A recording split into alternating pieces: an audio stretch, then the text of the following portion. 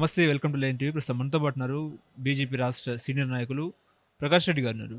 Sir, నిన్న కేటీఆర్ చెప్తున్నారు తెలంగాణ అంటేనే కేసీఆర్, కేసీఆర్ అంటేనే తెలంగాణ, బీఆర్ఎస్ఏ తెలంగాణకు శ్రీరామ రక్ష, మా దళం, మా గలం, మా బలం ఢిల్లీలో వినిపిస్తామని చెప్తున్నారు. నిజంగా తెలంగాణ అంటేనే కేసీఆర్ అన్నట్ట?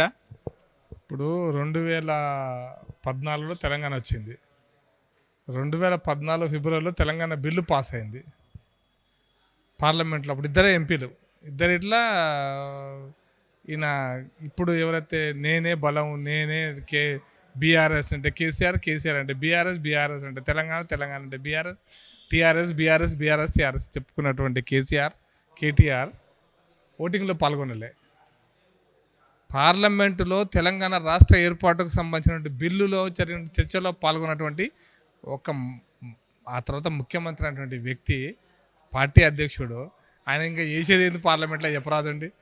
2 గంటలకు లేచి 4 గంటలకు పార్లమెంటుకు పోయి సంతకం పెట్టి వచ్చిన బాపతు 10 సంవత్సరాలు పార్లమెంట్లో ఉన్నాడు కదా. 2004 నుంచి 2014 వరకు భారత పార్లమెంట్ సభ్యుడిగా కొనసాగినటువంటి టీఆర్ఎస్ నాయకుడు కేసీఆర్ గారు ఎన్నిసార్లు తెలంగాణ గురించి గలమెత్తాడో చెప్పమనండి. ఇప్పుడు ఎన్నిసార్లు గలమెత్తి తెలంగాణ గురించి మాట్లాడినాడో చెప్పమనండి.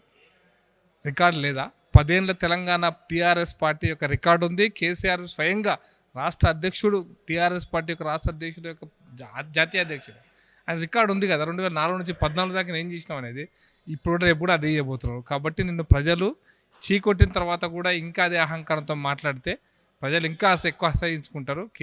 కేటీఆర్ గారు ఇంకా కొంత గౌరవం ఉంచుకోండి. మిగిలిందని కొద్దిగా గొప్ప ఉంటే మీకు 39 సీట్లు ఇచ్చారు, గౌరవంగా మీరు ఎన్నికల్లో పోటీ చేయండి. మీరు వాగ్దానాలు ఏమైనా గతంలో కూడా 2018 ఎన్నికల్లో 19 ఎన్నికల్లో ఇట్లే చెప్పాడు, సారు కారు సర్కారు 16, సారు లేడు, సర్కారు లేదు, 16 లేవు, అన్ని వీకినాయి ఇప్పుడు. ఇక అందుకోసమని ఈ భాష నుంచి, నాకు కూడా భాష వచ్చు, మనం అంటే ప్రాస కోసం అని మాట్లాడడం అనేటువంటి కరెక్ట్ కాదు. మీరు విషయాలను ప్రజలకు అర్థమయ్యే భాషలో చెప్పండి, అర్థమయ్యే తిరుగు చెప్పండి. ప్రజలు గౌరవిస్తారు. మిమ్మల్ని ప్రజల కోసం పనిచేస్తే మిమ్మల్ని గౌరవిస్తారు, లేకపోతే మీరు ఇంటికి పోతారు. కాంగ్రెస్తోనే పోటీ, మాకు బీజేపీతో పోటీ కాదు, బీజేపీకి అంత సీన్ లేదని చెప్తున్నారు కేటీఆర్. పోయిన పార్లమెంట్ ఎన్నికల్లో గిదే చెప్పినాడు. అందుకోసం నువ్వు ఒక రాష్ట్ర పార్టీ యొక్క కార్యనిర్వాహక అధ్యక్షుడివి, మంత్రివి, నువ్వు మాట్లాడుతున్నప్పుడు వాస్తవాలకు దగ్గర లేకపోతే ప్రజలను ఏమనుకుంటారు? తెలివిలేని దద్దమ్మ అనుకుంటారు. ఆ దద్దమ్మ నువ్వు అనుకుంటే నువ్వు అనుకో. పోయినసారి ఎన్నికల్లో కూడా మాకంత సీన్ లేదు అన్నాడు. కాంగ్రెస్కి 19 అసెంబ్లీలు గెలిచారు కాంగ్రెస్, మేము ఒక అసెంబ్లీ గెలిచినాం. ఒక్క అసెంబ్లీ గెలిచిన ఇవ్వడానికి వస్తాయా అన్నాడు. 4 పార్లమెంట్ మాకు వచ్చినాయా, కాంగ్రెస్కి వచ్చినాయా? ఎవరు ఇచ్చినారు? ప్రజలు ఓటేసి వచ్చినాయా లేదా? అది గింతనన్నా కామన్ సెన్స్ ఉండాలి. గత చరిత్ర ఏంది, 2018-19 మధ్యలో ఏం జరిగిందో అనేది ప్రజలు చూసినారు కదా, గమనించారు కదా, ప్రజల మనసులో ఉంది కదా. కాబట్టి మాకు బీఆర్ఎస్ కాంగ్రెస్కి పోటీ అని చెప్పడం అనేటువంటిది రాజకీయంగా ఆయనకు అవగాహన లేనటువంటి వ్యక్తి, రాజకీయ అవగాహన అసలు లేనటువంటి నాయకుడు. కాబట్టి ప్రజలు అట్లే చూస్తారని చెప్పి అనుకుంటున్నాను. అదానీ కుమారుడు నిన్న సీఎంతో కలవడము, అయితే ఆయన ట్విట్టర్లో ఏం చేశారంటే, ఆయన బీజేపీ ముఖ్యమంత్రి లేకపోతే కాంగ్రెస్ ముఖ్యమంత్రి అని చెప్పేసి సీఎంను ఉద్దేశించి పోస్టు వైరల్ అవుతున్న పరిస్థితి ఎట్లా చూస్తారండి మీరు? మేమేమంటామంటే, ఆదానీతో రేవంత్ రెడ్డి కలవటము లేదా ఆదానికి సంబంధించినటువంటి కంపెనీ యొక్క పెట్టుబడులు తెలంగాణకు రావడం అనేది మేము వ్యతిరేకించట్లే.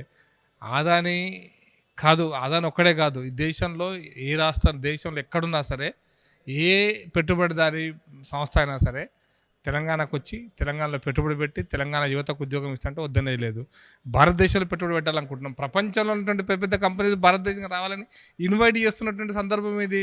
వైబ్రెంట్ గుజరాత్, వైబ్రెంట్ నేషన్ దేశంలో పెట్టి కంపెనీలను రెగ్యులర్గా ఆహ్వానిస్తున్నటువంటి ఎఫ్డిఐ ఎందుకు ఆహ్వానిస్తాం? మేక్ ఇన్ ఇండియా ఎందుకు పెట్టుకుంటాం? ఇవన్నీ కూడా దేశంలో ఉత్పత్తి రంగంలో స్వయం సమృద్ధి సాధించాలి. ఆత్మనిర్భర్ భారత్ అంటే అది ఆత్మ అంటే ఆత్మలు పరమాత్మలు అనేటువంటి భావజాలంతో అర్థం కాకుండా ఉంటే కాదు. సెల్ఫ్ రిలయంట్ ఎకానమీ, స్వయం సమృద్ధి సాధించినటువంటి ఎకానమీలో దేశంలోకి పెట్టుబడి రావాలని ఆశిస్తున్నాం, ఎఫ్డిఐలు రావాలని ఆశిస్తున్నప్పుడు ఆదాని లాంటి కంపెనీ, భారతదేశంలో ఉన్న కంపెనీ, ఆదాని రావచ్చు, జిందాల్ రావచ్చు, టాటా రావచ్చు, ఇంకో కంపెనీ రిలయన్స్ రావచ్చు, ఎవరైనా రావచ్చు, రావాలని కోరుకుంటున్నాం, పెట్టుబడి పెట్టాలని కోరుకుంటున్నాం. అదే ఆదాని పెట్టుబడి పెడితే రేవంత్ రెడ్డికి ఆ బీజేపీ ముఖ్యమంత్రి అయిపోతాడా?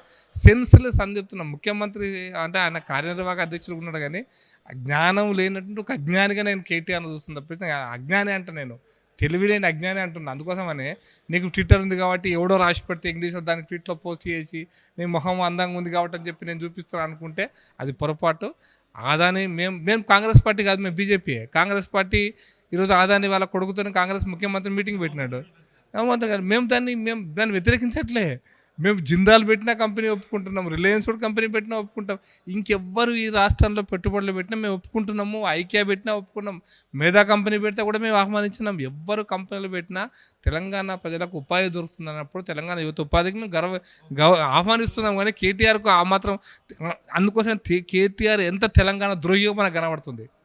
కాంగ్రెస్ బీజేపీ ములాఖత్ అయినాయి. Bandi Sanjay CM Revanth Reddy best friend అని చెప్పేసి కేటీఆర్ చెప్తున్నారు. నిజంగా అట్లా ఏమైనా ఉందా అండి? ఒకటి మాత్రం చెప్తా, రేవంత్ రెడ్డి గారు కూడా నాకు మంచి మిత్రుడు, నాకు చిన్నటి మిత్రుడు.